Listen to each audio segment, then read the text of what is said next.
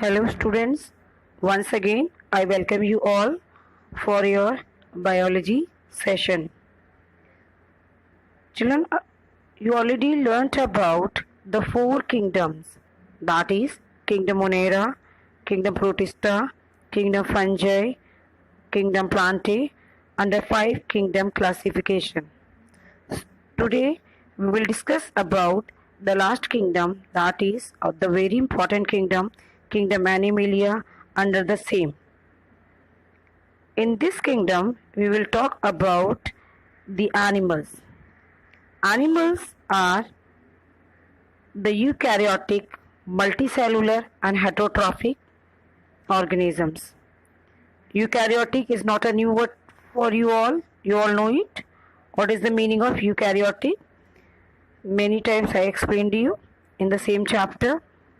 The animals with have a well defined nucleus surrounded by a membrane is known as eukaryotic organism. Multicellular means which are made up of more than one cells, and heterotrophic means which cannot prepare their food. The organisms which depend on others for their food are known as heterotrophic organisms. So these are some of the special characteristics of animals. One way in which they are different from bacteria, fungi and plant is that their cells lack a cell wall. This is another a very important feature of the animals, that they don't have a cell wall.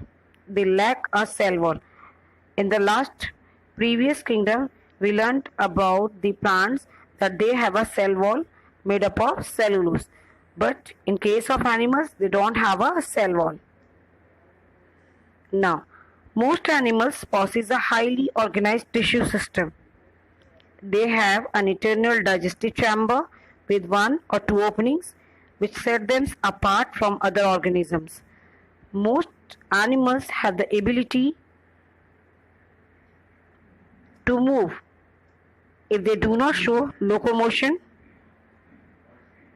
Most animals have the ability to move even if they do not show locomotion. In general, animals reproduce sexually by the fusion of male and female reproductive cells. However, some animals, for example, some type of bees, ants, shark, lizards and snakes can also reproduce asexually without fusion of male and female reproductive cells. Now, animals are broadly divided into two main groups, that is invertebrates and vertebrates. So let's discuss about them in detail. First, we talk about invertebrates. Invertebrates do not have a vertebral column. Vertebral column means, children, the backbone. As you know, we all have a backbone. They are classified into the following phyla. So before I go into different phyla, let me tell you about the invertebrates and vertebrates. Vertebrates बेटा वो animals होते हैं जिनमें backbone होता है, और invertebrates वो होते हैं जिनमें बैकबोन नहीं होता है.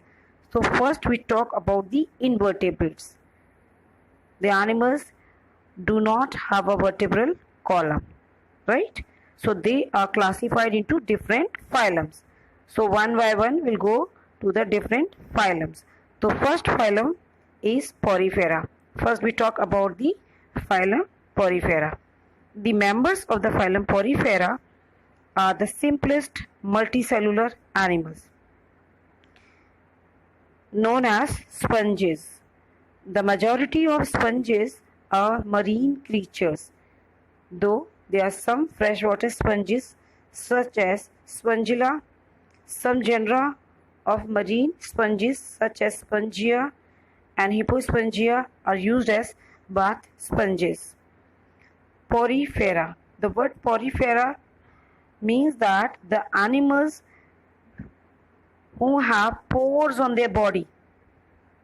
जिन एनिमल्स की बॉडी में बॉडी सरफेस में पोर्स होते हैं उन्हें हम पोरिफेरेंस कहते हैं, right. And the example of poriferans are the sponges, right, and the sponges have the following characteristics. So let's see what are the different characteristics of the sponges. Number one, they lack well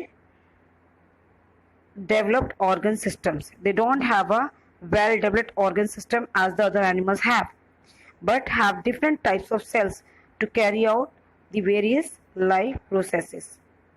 Number two, sponges have a hollow body that you can see here in the given figure also.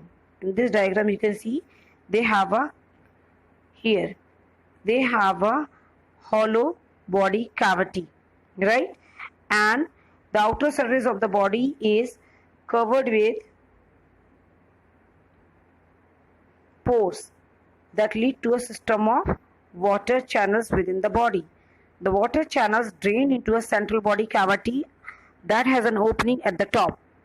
Nutrients and gases are absorbed from the water flowing in through the pores, and waste products are released through the opening at the top. So I can show you here from the diagram. You can see the cavity. This is the hollow cavity, and these are the pores. These are the pores, right, through which the water enters and drain out, right. Now, adult sponges cannot move from place to place. However, the larva swims about freely until they attach themselves to some surface. Sponges have the ability to regrow or regenerate a lost or damaged body part. New individuals can develop from tiny pieces of the body of a sponge or even from a few cells. So what you have learned about the phylum Porifera, they are the animals, they are the simplest multicellular animals, right, known as sponges. They are the marine creatures. Their body have the pores in them, right, and they have a hollow cavity in their bodies. They don't have a well developed organs, and through this pores the water enter into their body and carry out the different functions, right, and they have the ability to regrow or regenerate a lost or damaged body part. So these are some of the special characters of the sponges. Now children, we move on to the next phylum, that is phylum Cnidaria. Cnidarians are animals distinguished by the cnidocytes or stinging cells they use to poison and capture prey. Earlier, cnidarians were grouped together with other types of organisms under the phylum Coelenterata. Hydra, jellyfish, sea anemone, and corals are some examples of cnidarians, right? Now, cnidarians have the following characteristics that we'll see one by one. What are they? They have a body cavity called coelentron that acts as a digestive chamber and helps in the circulation of water within the body, right? They also have a body cavity, coelentron, that acts as a digestive chamber which helps in the circulation of water within the body, and the cavity opens outside the body through the mouth. The mouth is surrounded by tentacles containing cnidocytes which help capture prey. Cnidarians also use their cnidocytes to defend themselves from attackers. Cnidarians can be either stationary or free swimming. For example, corals are usually stationary, while jellyfish can swim about freely. Some types of cnidarians such as Hydra and some other types of sea anemones can also creep slowly over surfaces or move by performing a series of somersaults. Cnidarians can regenerate their lost or damaged body parts when they are injured, just like the poriferans, right? But the difference is that children, they have the stinging cells, they have the tentacles, which are known as the stinging cells, to capture their prey or to defend with their attackers, which the poriferans don't have, right? Now, the next phylum is phylum Platyhelminthes. The phylum Platyhelminthes means worms, flat worms. Platy means flat and helminth means worm in Greek. Consist of worms that have a flat body, or these Platyhelminthes or flatworms have the following characteristics. Let's see what are they. They have a short unsegmented body. इनकी body जो होती है worms की unsegmented means which is not divided into segments. They do not have a body cavity and lack circulatory and respiratory organs. So they don't have the cavity, body cavity. So they don't have circulatory system and respiratory organs. Circulatory organ, what is that? Heart. And respiratory organs, you know it, lungs. So they don't have. Their digestive system has only one opening, which is used for both ingestion and egestion. उनका जो digestive system है उनमें एक opening होती है and that opening is used for both. Ingestion means taking in, ठीक है, and egestion means taking out the waste product. Most organisms belonging to this phylum live as parasites on other animals. For example, Taenia, that is tapeworm, and Fasciola, liver fluke, belong to this phylum. They are parasitic worms that cause infections in human beings.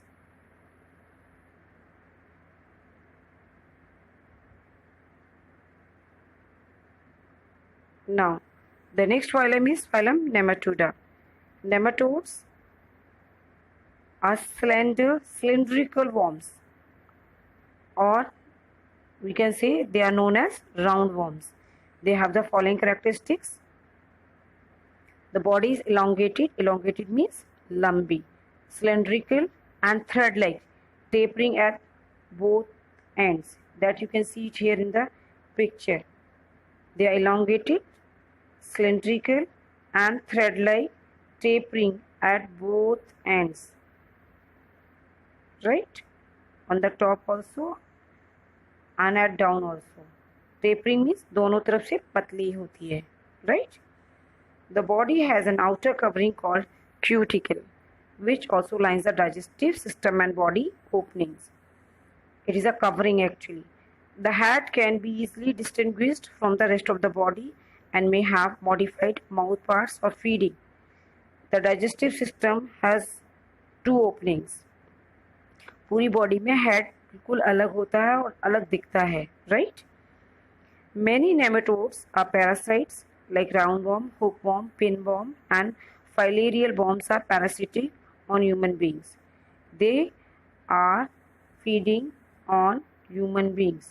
Parasitic on human beings means human beings के body के अंदर ये पाए जाते हैं, right? Phylum Annelida. Segmented or ringed worms fall under the phylum Annelida. Annelus means little ring. Annelids live in aquatic habitats, moist terrestrial habitats. Some annelids such as leeches are parasitic in nature. Earthworms and lugworms are other examples of annelids. Annelids, they are also the worms. So we are studying about the different types of worms here. So what are the different worms we have learnt about here? Platyhelminthes, which are the flatworms, जो चपटे होते हैं, right? They also have a thread-like structure. Then nematodes, they are cylindrical roundworms, right? And annelids, they are also worms, but they have little rings in their body. So they are ringed worms. इनकी body में ring, round, circular, segmented होती है और ring-like structures दिखाई देते हैं. And they are aquatic organisms, right? Some of them are like leeches. They are parasitic in nature. Leeches, you know it. What are leeches? Joke, right? Then annelids have a tough but flexible fibrous outer covering called cuticle. The bodies of the most annelids are divided into multiple segments by septa. Most annelids have a well-developed circulatory system, excretory system, and nervous system with the same set of organs in each segment. Each segment may also have paired organs for locomotion, right? So they have a well-developed circulatory system. इनका circulatory system बहुत well developed होता है. They have a well-developed excretory system and nervous system also, right? And they have a set of organs in each segment. Their body is like this. Let me show you. They have the segments in their body, and this segmented body, you might have seen the earthworms, this type of bodies. These are the segments, right? And each segment has the set of organs, right? The digestive system in most annelids comprises a straight tube with a mouth and an anal opening. Now, the next phylum is phylum Arthropoda. Arthropoda means jointed, the animals which have the jointed limbs. They are actually not the animals. We can't call them animals. They are actually the insects. Spiders, scorpions, centipede, millipedes. So these are the organisms, and they have the jointed limbs, and it is the largest phylum, right? You can here see it here in the picture. Arthropods have a segmented body. Segmented means they have the different segments, and paired limbs that have joints. You can see it here. They have the paired limbs, like this is one pair, this is the second pair,